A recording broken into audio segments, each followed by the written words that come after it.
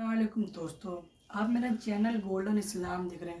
ہم آپ کے لیے آج ایک ایسی ویڈیو لے کے آئے ہیں جو ہر مسلمان کے لیے دیکھنا بہت ضروری ہے، کیونکہ آج کل مسلمان کا ایک بہت بڑا طبقہ اس طرح کی بدعات اور بہت ساری گمراہی میں گھس چکا ہے۔ ویڈیو کا ٹاپک کیا ہے؟ یہ ہے کہ تعویذ گنڈے کی حقیقت کیا ہے۔ چلیے آئیے ویڈیو کو شروع کرتے ہیں۔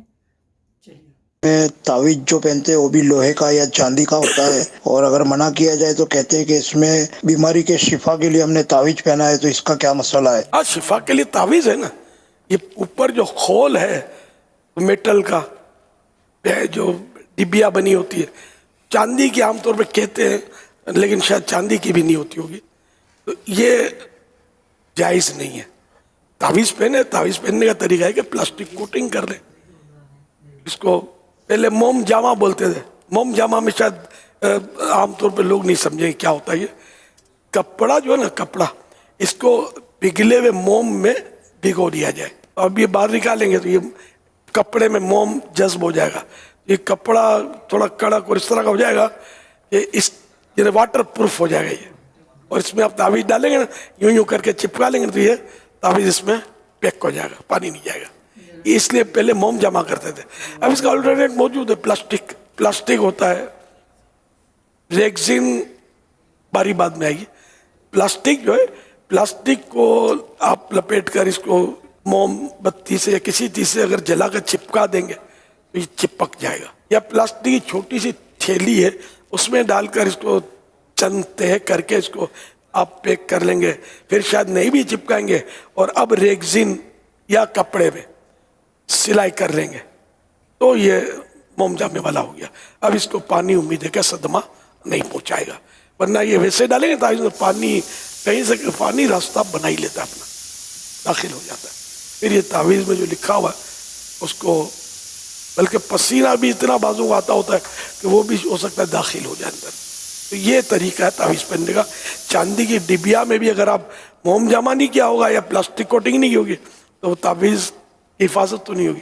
یہ خوبصورتی کے لیے لوگ پہنتے ہیں، یہ رواج ہے، یہ جب سے ہم ہوش سوال ہے تب سے میں نے دیکھا ہے کہ یہ ڈبیاں ہوتی ہے تعویذ کی، یہ مرد کے لیے جائز۔ تعویذ اور گنڈوں کا معاملہ، گنڈا کسے کہتے معلوم ہے؟ یہ کسی بابا کے پاس آدمی جاتا ہے تو کہتا ہے بابا گنڈا دے دو، تو گنڈا کیسے بناتا ہے؟ وہ ایسے گرہ لگاتا ہے، ایسے گرہ لگاتا ہے، پھر کچھ الٹی سیدھی چیزیں پڑھ کر کے ایسے دم کرتا ہے، چھو، پھر اس کو ایسے کر کے باندھ دیتا ہے۔ اس کا مطلب جو اس نے چھو کیا وہ اس میں بندھ گیا، اب اس کو کہتے ہیں گنڈا۔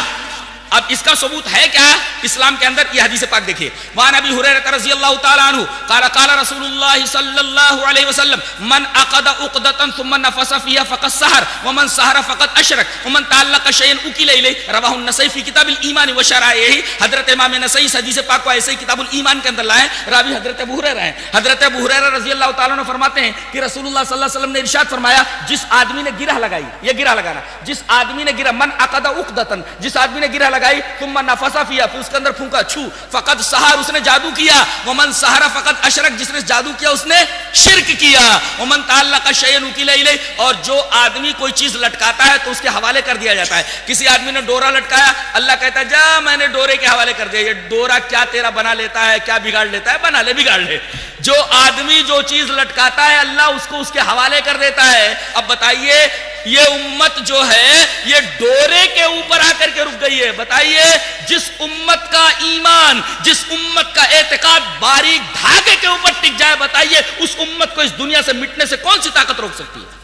اللہ پر سے بھروسہ اٹھ گیا، دھاگے کے اوپر بھروسہ ہو گیا۔ تو من عقد عقدۃ ثم نفث فيها فقد سحر، جس آدمی نے گرہ لگائی پھر اس کے اندر پھونک مارا اس نے جادو کیا، اور جس آدمی نے جادو کیا اس نے شرک کیا۔ پتہ یہ چلا کہ جس آدمی نے گنڈا بنایا، گنڈا پہنا، دونوں نے شرک کیا۔ یہ تو گنڈے کا معاملہ ہوا۔ تعویذ کا معاملہ دیکھیے، گنڈا تو ایسے بنایا جاتا ہے جیسے کہ میں نے ابھی بتایا، اور تعویذ کے اندر کیا کہتے ہیں، وہ ذرا زعفران چاہیے، 1000 کا زعفران لگے گا، تو موم جامہ بنانے کے لیے اتنی موم لگے گی۔ اب اس طریقے سے سامنے والے کو حیرت اور پریشان کرتے ہیں کہ وہ کہتا ہے ساری چیزیں کہاں ملیں گی بابا, آپ کتنا چاہتے ہیں وہ ہم پیسہ آپ کو دے دیں, ہمیں تعویذ بنا کر کے دے دو. بابا کہتے دے دو 10,000 دے دو 5,000 دے دو. اس طریقے سے یہ دکانیں چل رہی ہیں.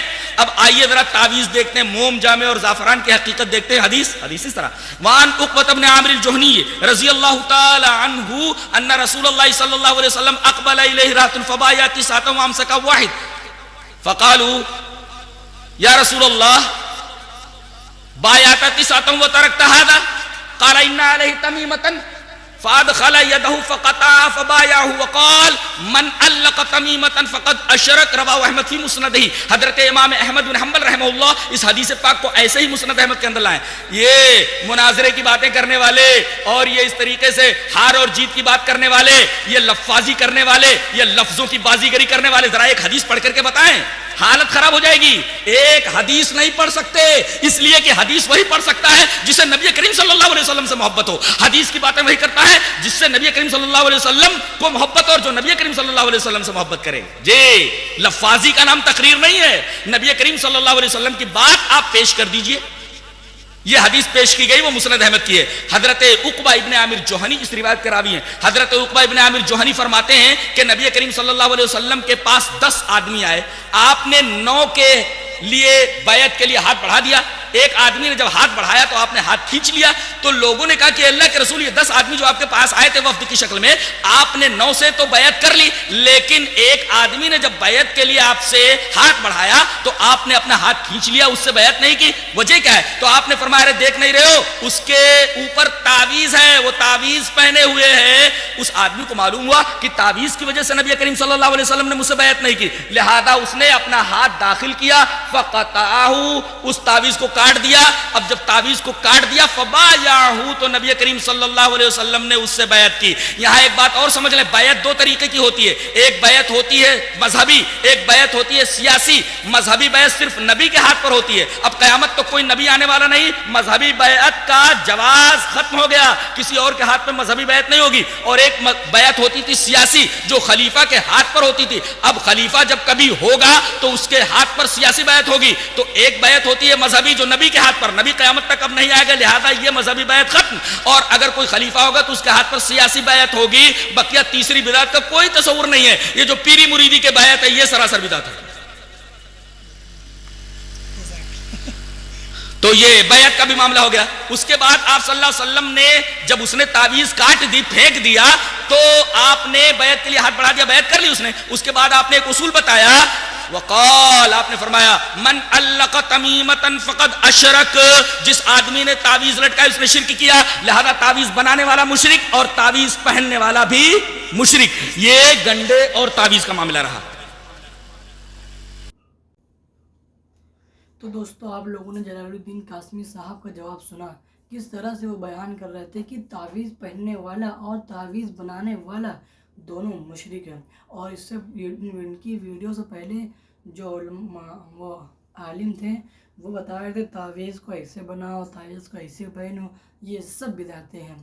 اللہ تعالیٰ ہم کو اس بدعتوں سے محفوظ رکھے, آمین. ہم لوگ اپنی ویڈیو یہیں سے ختم کرتے ہیں. اپنی رائے آپ کمنٹ میں ضرور بتائیں. چلیے ویڈیو ختم کرتے ہیں. السلام علیکم ورحمۃ اللہ وبرکاتہ.